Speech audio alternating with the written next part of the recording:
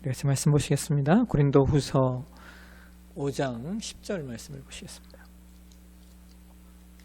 고린도후서 5장 10절 말씀입니다.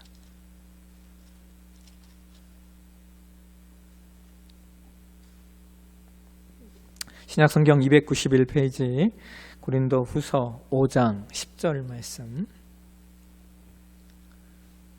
자셨습니까? 우리 같이 한 목소리로 같이 봉독하겠습니다. 이는 우리가 다 반드시 그리스도의 심판대 앞에 나타나게 되어 각각 선악간에 그 몸으로 행한 것을 따라 받으려 함이라. 아멘. 오늘은 예수님의 신앙고백서 제33장 최후 심판에 관한 말씀을 이제 나누도록 하겠습니다. 우리 함께 1학 말씀을 한번 보실까요? 1학 말씀을 함께 같이 한번 읽도록 하겠습니다. 하나님께서는 예수 그리스도로 말미암아 의로서 세상을 심판하실 한 날을 정해놓으셨다. 예수 그리스도에게는 모든 심판하는 권세가 성부로부터 주어져 있는 것이다.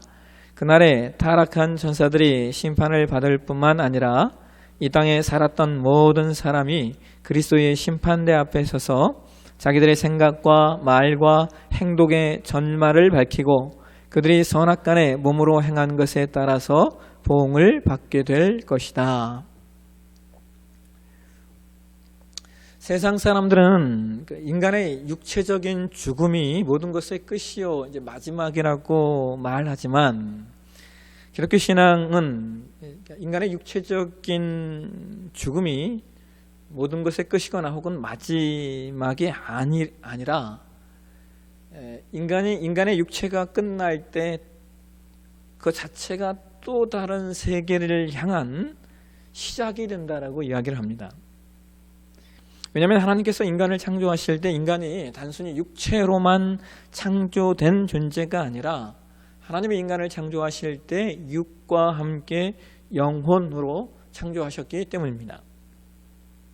그런데 인간의 육은 타락으로 말미암아 죽음에 이르게 되었지만 반면에 영은 그 존재 자체가 물질적인 것이 아니기 때문에 육체와 같은 동일한 그러한 죽음에는 이르지는 않습니다. 이것을 성경은 창세기 2장 7절에 이렇게 말하는 거예요. 창세기 2장 7절 말씀 보실까요? 한번 같이 한번 읽겠습니다. 여호와 하나님이 땅의 흙으로 사람을 지으시고 생기를 그 코에 불어넣으시니 사람이 생명이 되니라. 여기 창세기 2장 7절에 이 생기라고 하는 단어가 이제 우리가 원어에 보면 니슈마 타임이라고 하는 단어인데요. 이것은 존재를 뜻하는 하야라고 하는 단어의 복수형인 하임이라고 하는 단어와 그 다음에 숨결을 뜻하는 니슈마트라고 하는 단어가 결합돼서 만들어진 말입니다. 그래서 이것을 이제 한국말로는 생기라고 이제 번역을 했는데요. 이 말의 의미가 뭐냐면 이것이 어떤 자연의 산물이나 혹은 이 세상에 속한 유한한 소산이 아니라고 하는 것을 이야기해주고 있는 겁니다. 그래서 학자들은 이 생기를 뭐라고 말하냐면 이렇게 표현합니다. 하나님의 영의 분출이라고 표현합니다. 그러니까 생기는 하나님의 영의 파생이며 무한한 하나님의 영의 근원을 두고 있다라고 하는 거예요. 그리고 이렇게 창조된 인간의 존재성을 영혼을 가진 존재라고 말하는 겁니다. 그래서 영혼은 육체가 아니기 때문에 이것이 육체와 같은 죽음에는 이르는 것이 아니라는 겁니다. 그렇기 때문에 인간이 죽음에 이르면 육체는 땅에 묻혀 사라지지만 영혼은 죽는 것이 아니기 때문에 이것이 먼저 천국과 지옥에 가는 거예요. 그리고 이것으로 끝나는 것이 아니라 마지막 때, 그러니까 예수님께서 재림하실 때 인간의 영혼과 육체가 다시 부활하여 영혼과 육이 결합된 상태로 구원은 그러니까 육과 영이 결합된 상태로 구원받은 사람은 하나님 나라인 천국을 기업으로 받고 반면에 구원받지 못한 사람은 하나님 나라가 아닌 개념 안에서의 지옥을 기업으로 이제 받게 되는 겁니다. 이건 기업이 아니겠네요. 하여튼 지옥에서 영원히 살게 되는 겁니다. 그런데 우리가 이제 언뜻 생각하기에 이런 거 있잖아요. 육체가 죽었단 말이에요.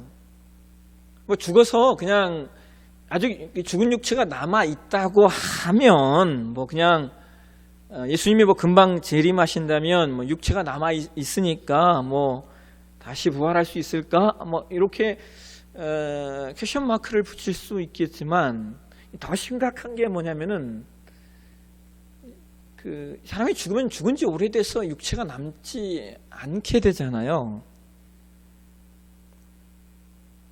그러면 이 육체가 전혀 남게 되지 않았는데 그것이 어떻게 부활하냐는 거예요.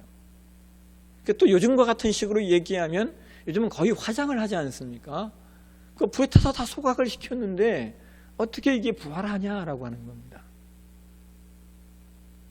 그래서 이제 이것을 이해하는데 가장 좋은 그 성경의 말씀이 뭐냐면 에스겔서 37장의 말씀이에요.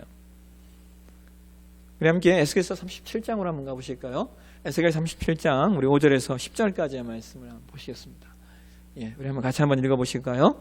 주 여호와께서 이 뼈들에게 이같이 말씀하시기를 내가 생기를 너희에게 들어가게 하리니 너희가 살아나리라. 너희 위에 힘줄을 두고 살을 입히고 가죽으로 덮고 너희 속에 생기를 넣으리니 너희가 살아나리라. 또 내가 여호와인 줄 너희가 알리라 하셨다 하라. 이에 내가 명령을 따라 대언하니 대언할 때에 소리가 나고 움직이며 이 뼈 저 뼈가 들어맞아 뼈들이 서로 연결되더라. 내가 또 보니 그 뼈에 힘줄이 생기고 살이 오르며 그 위에 가죽이 덮이나 그 속에 생기는 없더라. 또 내게 이르시되 인자야 너는 생기를 향하여 대언하라. 생기에게 대언하여 이르기를 주 여호와께서 이같이 말씀하시기를 생기야 사방에서부터 와서 이 죽음을 당한 자에게 불어서 살아나게 하라 하셨다 하라. 이에 내가 그 명령대로 대언하였더니 생기가 그들에게 들어가매 그들이 곧 살아나서 일어나 서는데 극히 큰 군대더라. 자, 에스겔서 37장은 우리가 보편적으로 마른 뼈 환상, 마른 뼈가 살아나는 환상이라고 말해요. 그런데 이 말씀은 단순히 육체의 부활만을 말하는 게 아니죠. 부활할 때 육체와 더불어 아까 본 창세기 22장 7절에 나타난 생기라고 하는 단어를 같이 사용하면서 그것을 통하여 사람이 다시 사는, 부활하게 될 것을 이야기하고 있습니다.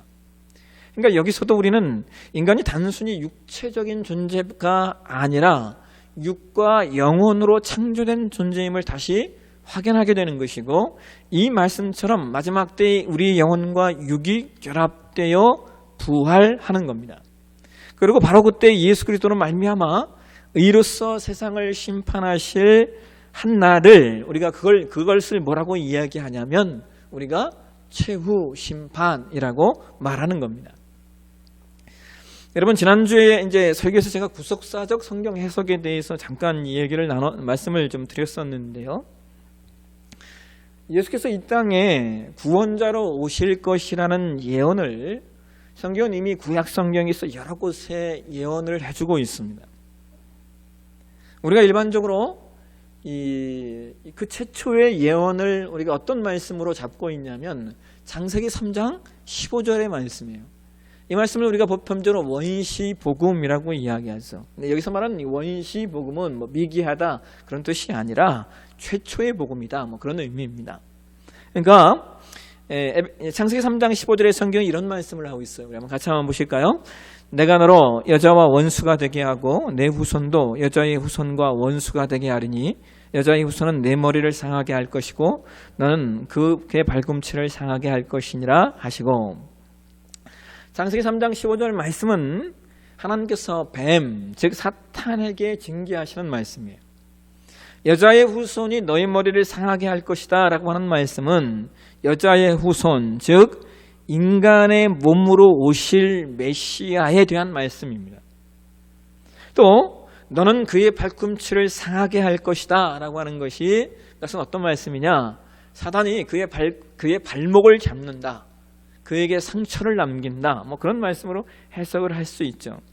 그래서 우리는 이 말씀을 어떻게 이해하냐면 예수께서 십자가의 죽음을 당하시는 것에 대한 하나의, 이것을 이제 우리가 메타포, 즉 은유라고 설명을 하고 있고, 또 역시 여자의 후손으로 오실 예수 그리스도에 대한 은유라고 이 말씀을 우리가 이해를 합니다. 또한 창세기 3장 15절 말씀과 더불어서 이미 700년 전에 예언한 이사야와 미가 선지자 역시 오실 메시아에 대해서 이야기를 하고 있는데요. 이사야서에는 오실 메시아에 관한 말씀들이 대단히 많이 있습니다. 아주 여러 군데에서 찾아볼 수가 있는데요. 그중에 여러분과 제가 기억하는 대표적인 말씀이 이사야서 53장의 말씀이죠. 성경이 이사야서 53장을 통하여서 그런 얘기를 해요. 그가 찔림은 우리의 허물 때문이요 그가 상함은 우리의 죄악 때문이라. 그가 징계를 받음으로 우리는 평화를 누리고 그가 채찍에 맞음으로 우리는 나음을 얻었도다. 우리는 다 양 같아서 그릇 행하여 각기 제갈 길로 갔거늘 여호와께서는 우리 모두의 죄악을 그에게 담당시키셨도다 라고 성경이 이야기를 합니다. 이사야서 53장은 이사야서 53장 말씀을 우리는 고난받는 종이라고 이야기합니다.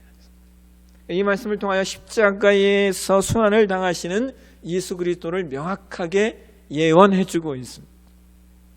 또한 미가 선지자는 미가서 5장 2절에 이런 얘기를 합니다. 미가서 5장 2절 한번 보실까요?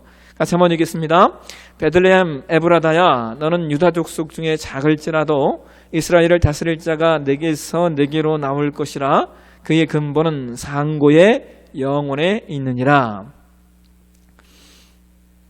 이 베들레헴이라고 하는 단어는 예수 그리스도의 탄생하실 곳과 더불어서 그의 근본은 상고에 영혼에 있다. 이건 예수님의 근본적인 존재성에 대해서 이야기를 하는 겁니다. 그러니까 이것은 예수님이 이 땅에 오시기 전 이미 700년 전에 메시아가 어떤 모습으로 오게 될 것인가, 그리고 그분이 이 땅 가운데 행하실 일이 무엇인가를 자세하게 설명을 해주고 있는 겁니다. 그래서 우리가 여기서 놓치지 않고 반드시 기억하셔야 될 내용이 뭐냐, 구약의 말씀이 신약에 이루어진 것처럼, 구약에 예언된 말씀들이 신약에 성취되고 신약에 이루어진 것처럼 신약의 말씀도 반드시 이루어질 것이다. 이걸 성경이 우리에게 알려주고 있는 거라고요. 사람들이 예수님이 재림한다고 그걸 어떻게 믿냐 이야기하면 우리는 구약에 기록된 말씀들이 시간과 역사 속에서 어떻게 성실하게 성취되었는가를 보면서 신약에 예언하신 말씀들이 또한 역시 반드시 이루어질 것을 믿는다라고 하는 거예요. 그리고 그것처럼 신약에 예수님과 사도들이 말씀하신 내용들도 성실하게 성취될 것을 우리가 믿는 것인데, 여러분 신약에 예수님과 사도들이 미래에 대한 예언으로 가장 많이 말씀하신 내용이 뭔지 아십니까? 그것은 단연코 재림에 관한 말씀입니다. 성경은 아주 명확하게 초림의 주, 즉 예수님의 성육신 하신 이 예수님은 죄인을 위해 오셨다면 다시 오실 예수님은 심판의 주로 오신다라고 성경이 우리 가운데 명확하게 알려주고 있다라고 하는 거예요.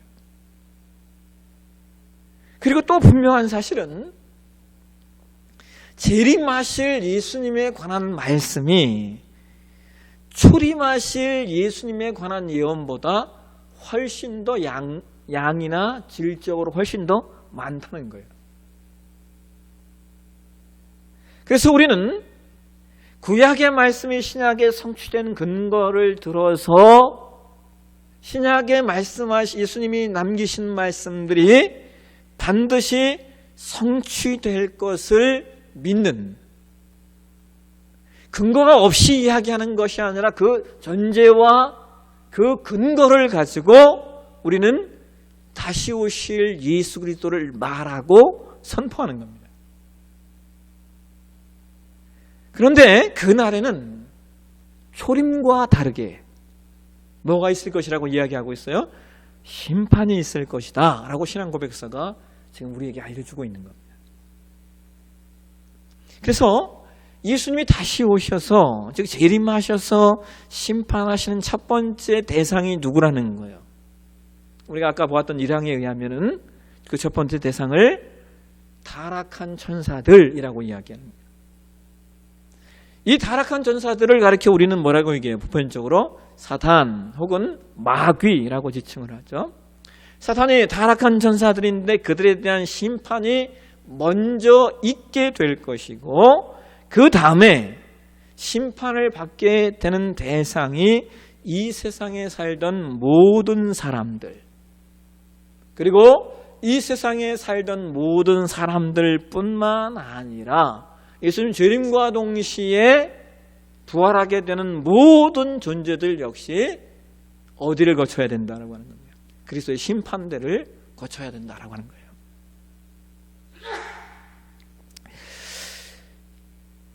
그래서 그런 얘기를 하고 있죠. 이 세상에 존재하는 모든 사람들이 그리스도의 심판대 앞에 서서 심판을 받는데, 그 심판을 뭐라고 얘기해요? 자기들의 생각과 말과 행동의 심판을 받는데요. 이게 큰일 났어요, 이제. 그죠? 우리가 무엇을 말하고 무엇을 생각하고 어떤 행동을 했는가가, 그것이 주님의 심판대에 섰을 때 그게 다 심판거리가 된다는 거예요. 성경이 이런 얘기를 하죠. 전도서 12장 14절 말씀 한번 보실까요? 전도서 12장 14절 말씀 같이 한번 읽겠습니다. 하나님은 모든 행위와 모든 은밀한 일을 선악간에 심판하신다. 그러니까 주님께서 재림하시면 모든 인간들에게 무슨 심판이 있다는 거예요? 행위의 심판이 있다는 거예요. 이것을 아까 우리가 봉독한 고린도서 5장 10절에서도 이렇게 이야기하죠. 이는 우리가 다 반드시 그리스도의 심판대 앞에 나타나게 되어 각각 선악간에 그 몸으로 행한 것을 따라 받으려 함이라. 이것은 믿는 자나 믿지 않는 자나 모두가 거쳐야만 되는 자리가 그리스도의 심판대라고 하는 거예요. 이 심판대는 믿는 자는 믿는 자로서의 심판대이고, 믿지 않는 자, 즉 불신자는 불신자로서의 심판대예요. 사실 우리가 여러분, 우리가 예수 믿고 우리가 구원 그래서 사실은 이 말씀 때문에 우리가 어떤 말을 할 수가 없냐면 이런 말을 할 수가 없어요. 이런 말을 할 수가 없어요. 그래도 나는 구원 받았으니까. 구원 받았죠. 근데 심판대가 있다니까요. 행위의 심판에 관한 말씀이. 그렇다면 우리가 막 살 수 없다라고 하는 거예요. 구원 그 자체가 우리가 어떻게 살든 상관없다를 보장하지 않는다라고 하는 거예요. 왜요? 행위의 심판이 있으니까. 근데 그럼에도 불구하고 감사한 것은 여기서 말하는 그리스도인의 행위의 심판은 불신자의 심판과는 또한 분명히 다른 겁니다. 그러니까 신자의 행위의 심판은 지옥의 형벌로서의 개념은 아니라는 거예요. 왜요?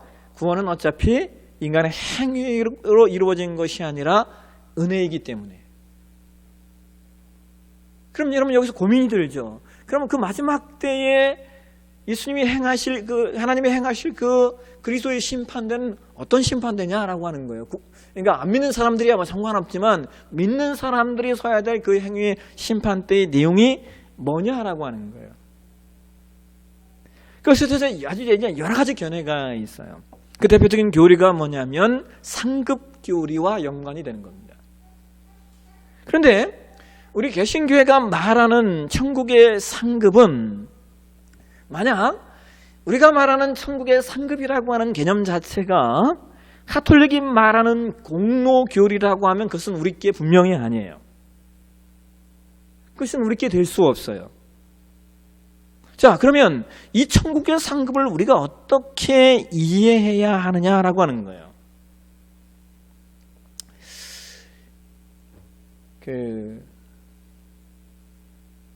대구에 이제 대구 동신교회라는 교회가 있어요. 그 교회 이제 지금 담임 목사님이 이제 그 권성수 목사님인데, 이분이 참 재밌는 분이에요. 이미 30대에 미국 웨스트민스터 신학대학원에서 박사학위를 받은 분이에요. 그러니까 여러분이 별로 잘 이해 안 되시지만 미국 웨스트민스터 신학대학원에서 30대 초반에 박사학위를 받는다? 가능하지가 않은 이야기예요. 그런 경우가 없어요. 근데 하여튼 이분이 박사학위를 받았어요. 그리고 되게 40대? 50대 초반쯤 됐을까요? 하여튼 종신대학교 신학대학원 원장을 거쳤어요. 이미 끝냈어요. 그러고 나서 양반이 목회하러 대구에 가신 분이에요. 이제 다 했잖아요. 대학원 원장을 했으니까 학자로서 할 수 있는 건 다 했기 때문에 이분이 이제 그 대구에 이제 거기 동신교회라고 하는 교회에 가서 목사로 가셨어요. 대구에 왜 갔냐 그러니까 우리나라에서 가장 복음화율이 떨어지는 곳이 대구라서 그래서 가셨대요.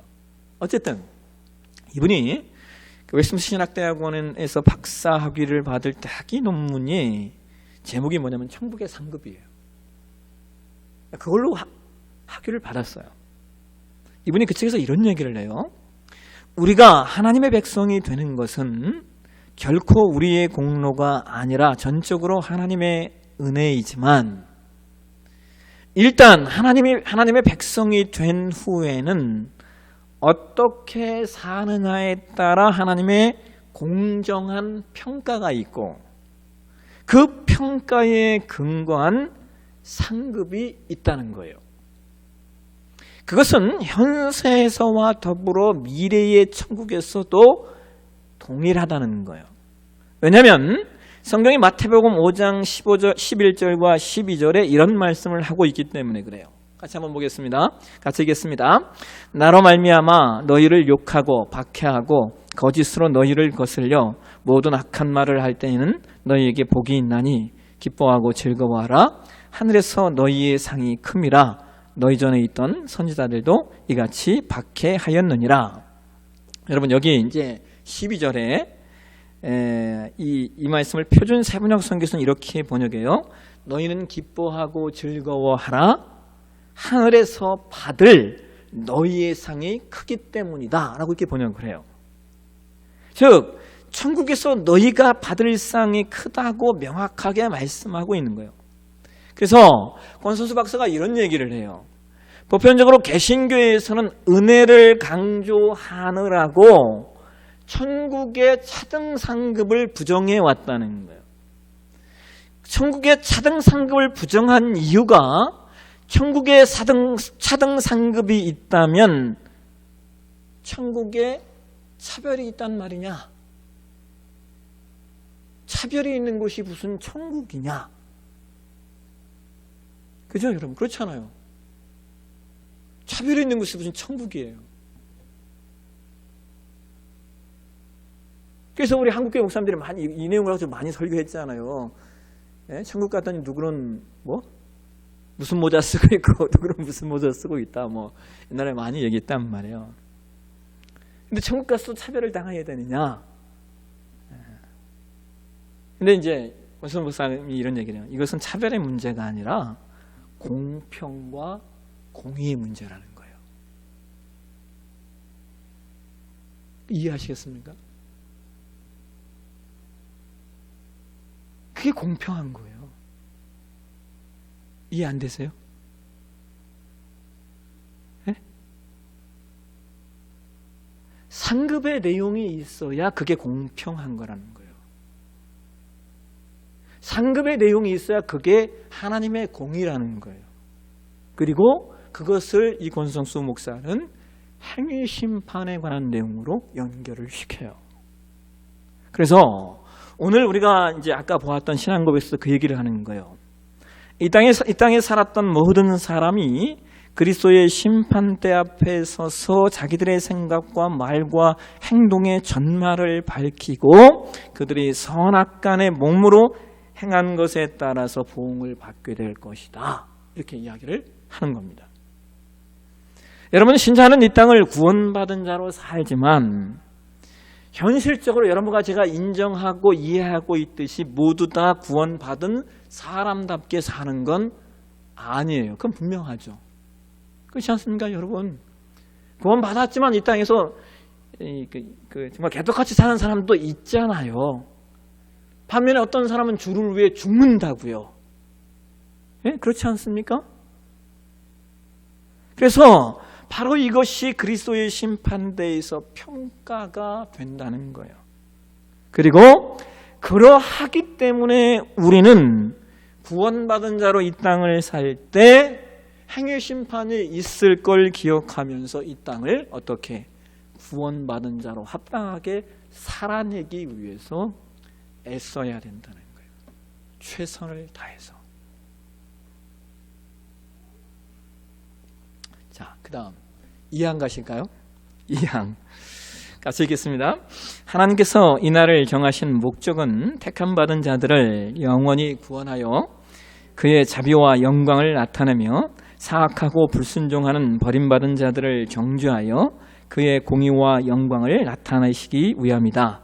그때로부터 의인은 영원한 생명에 이르게 되며 주 앞으로부터 오는 충만한 기쁨과 유쾌함을 얻게 될 것이나 하나님을 알지 못하고 예수 그리스도의 복음에 순종하지 않은 사악한 자들은 영원한 고통 가운데 던지어져 주 앞으로부터 그리고 그의 능력의 영광으로부터 오는 영원한 파멸로 벌을 받게 될 것이기 때문이다.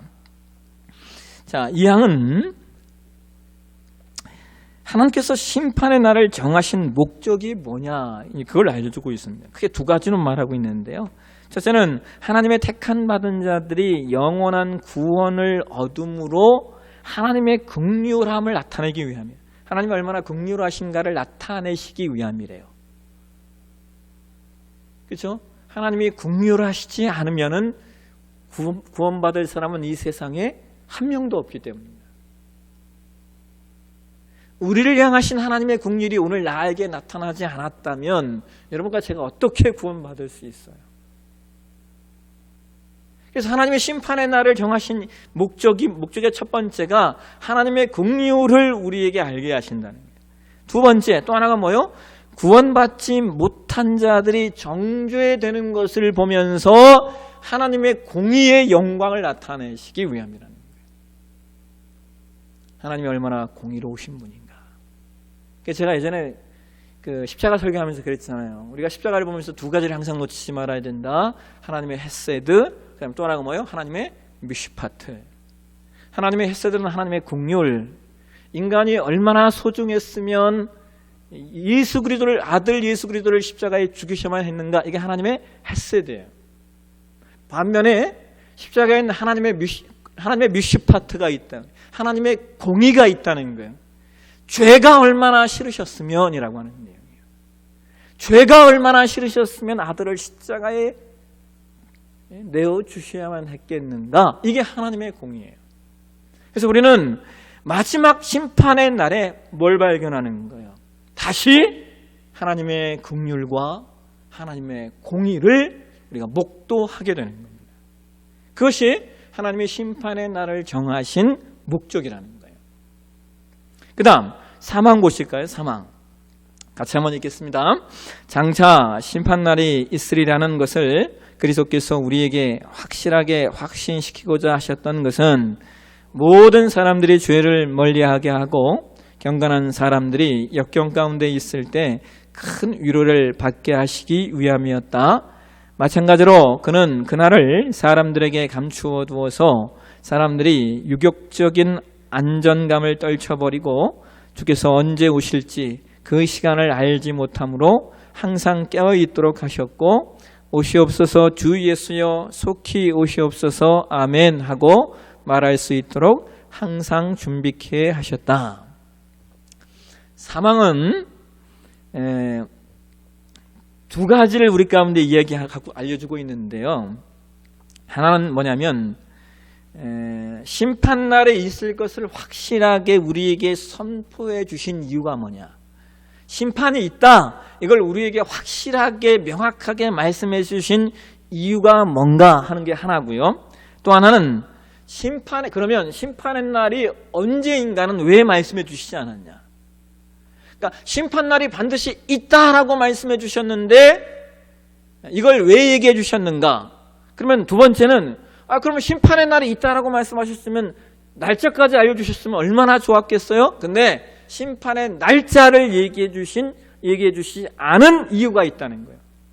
사막에서는 그 두 가지를 이야기하고 있습니다. 먼저 심판의 날이 있을 것을 알려주신, 선포해 주신 이유는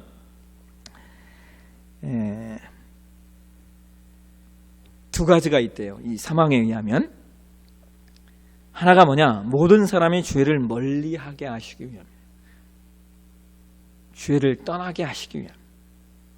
심판을 대비하여 육신의 정욕을 벗어버리고 하나님 앞에서 정결한 신부로 그 몸을 단장하여 신랑 되신 예수님께 헌신토록 하기 위해서.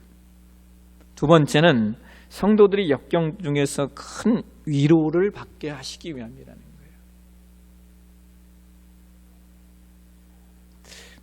거예요. 여러분, 분명한 건 이겁니다. 우리나라에서 가장 부자는요, 예수를 믿는 사람이 아니라는 거예요. 우리가 예수 믿어서 복 받는 거로 따지면요, 이걸 뭐라고 얘기해야 돼요? 그렇잖아요. 그냥 단순히 복 받는 거로 따지면 예수 믿는 사람이 가장 부자가 되어야 되잖아요. 근데 그럴 일이 없어요. 왜냐하면 세상은 선한 사람보다 때로 악한 사람이 더 떵떵거리고 또 더 많은 소유를 누리고 더 많이 잘 사는 것이 보편적이기 때문입니다. 그래서 하나님의 심판의 날을 통하여 우리에게 알려주시는 은혜가 뭐냐? 우리가 살면서 하나님 나라를 바라는 그 위로를 가지라고 우리에게 이렇게 말씀해 주셨다라고 합니다. 그 다음에 마지막으로 예수님께서 심판의 정확한 일시를 사람들에게 밝히지 않은 이유가 뭐냐? 여기서도 두 가지를 이야기하고 있습니다. 첫 번째는 인간의 육적인 욕심의 안전감, 육욕적인 안정감을 버리도록 하기 위함이에요. 육욕적인 것이 안전하지 않다라고 하는 것을 알게 하시는 게 심판날이 있다, 심판할 거다 라고 하는 말씀이 되는 겁니다. 여러분, 종말은요, 그 시기가 멀어서도 문제고요, 가까워도 문제가 됩니다. 왜 그래요? 종말의 시간을 우리 인간이 안다고 하면요, 그 종말이 멀어도 문제, 가까워도 문제라는 거예요. 멀면 먼 대로 방탕하게 살 것이고 가까우면 가까운 대로 오늘 주어진 삶을 성실하게 살아내지 않을 것이기 때문입니다. 이게 인간의 속성이에요. 그래서 그날을 알려주시지 않는 겁니다. 두 번째, 예수님께서 심판의 정확한 일시를 알려주시지 않은 이유는 신자로 말미암아 항상 깨어 있어 주님 다시 오실 날을 고대하면서 살도록 하시기 위함이라는 거예요. 언제 오실지 모르기 때문에 항상 깨어 있어야 하고, 깨어 있으면 그날을 고대하게 되는 겁니다. 그리고 여러분, 그날을 고대하게 되잖아요. 그러면 죽음이 두렵거나 절망적이지 않게 됩니다.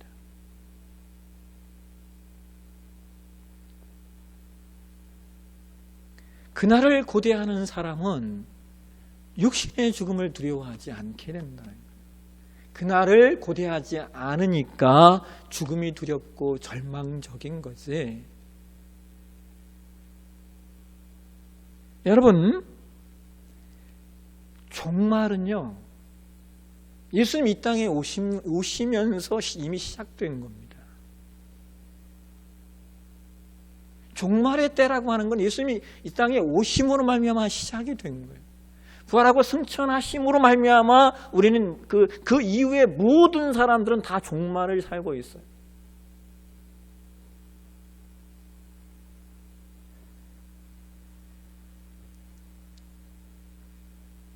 왜냐하면 예수님께서 언제 재림하실지 모르기 때문이죠. 그리고 또한 사실상 여러분, 인간에게 종말은요, 두 가지 의미의 종말이 있죠. 하나는 예수님 언제 오실지 모른다라고 하는 거, 모른다는 거. 또 하나는 언제 인간이 죽을지 모른다는 거. 예수님 언제 오실지 모르고 언제 인간이 죽을지 모른다는 거예요. 그러므로 인간은 사실상 매 순간 종말을 살고 있는 겁니다. 언제 어떤 모습으로 닥쳐질지 모르는 우리 자신의 종말이 있기에 우리는 겸손할 수 있는 거고, 그러하기 때문에 우리는 언제나 예수님이 필요한 거예요. 왜냐하면 죽음을 기쁨으로 맞이할 수 있다고 하는 건 그 자체가 축복이기 때문입니다. 그리고 그 축복을 가진 자로서 오늘 사는 우리가 해야 할 일이 있다면, 그것은 저와 여러분이 주님의 그 행위 심판의 날에, 주님께서 우리의 행위를 심판하시는 그 날에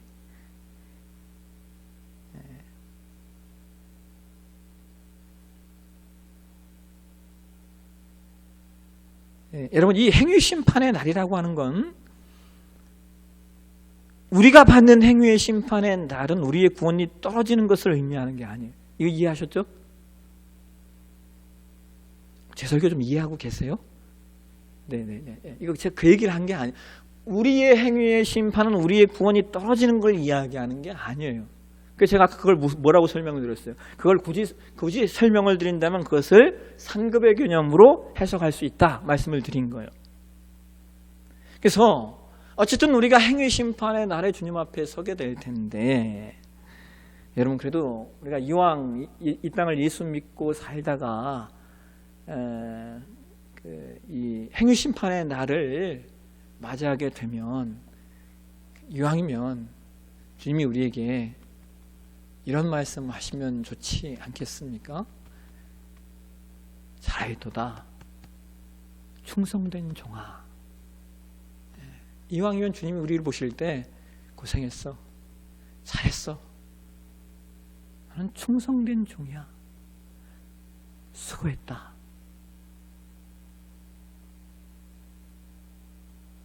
어쩌면 신자가 받을 수 있는 가장 큰 우리가 상급의 개념에서, 상급의 개념으로 해석을 해도요, 우리가 받을 수 있는 가장 큰 상급은 이 말씀이 아닌가 해요. 수고했다, 잘하였도다 충성된 종아. 네가 적은 능력을 가지고도 나를 배반치 않았구나. 네가 이 땅을 살면서 참 고생했는데, 참 고생 살아왔는데, 그래도 나의 말씀을 순종했고 나의 자리를 지켰고 내 말을 순종하기에 몸부림을 쳤고 세상의 그 수많은 유혹 가운데 손 붙잡지 않고 나의 말씀을 지켜냈구나. 잘하였도다 충성된 종아. 이 말을 듣는, 이 말을 들을 수 있는 저와 여러분이 되셨으면 좋겠습니다. 기도하겠습니다. 하나님, 최후 심판의 날이 있을 것이라고 말씀하셨습니다. 예수님 이 땅에 다시 재림하셨을 때 영혼과 육체가 부활하여 모든 이들이 그리스도의 심판대 앞에 서게 될 텐데, 행위 심판을 받을 때 우리는 구원받은 자로 우리의 행위가 주님 보시기에 잘하였도다 충성된 종아라는 말을 들을 수 있는 그 가장 크고 놀라운 그 상급을 받을 수 있는 하나님, 우리 대포 사랑의 모든 제들 되어질 수 있도록 축복해 주시옵소서. 결단하게 하시고 결정하게 하시고 결단과 결정 속에 이 땅을 주님 기뻐하시는 종으로 기꺼이 살아내는 우리 모두가 되게 인도하여 주옵소서. 거룩하신 예수님의 이름으로 기도하옵나이다. 아멘.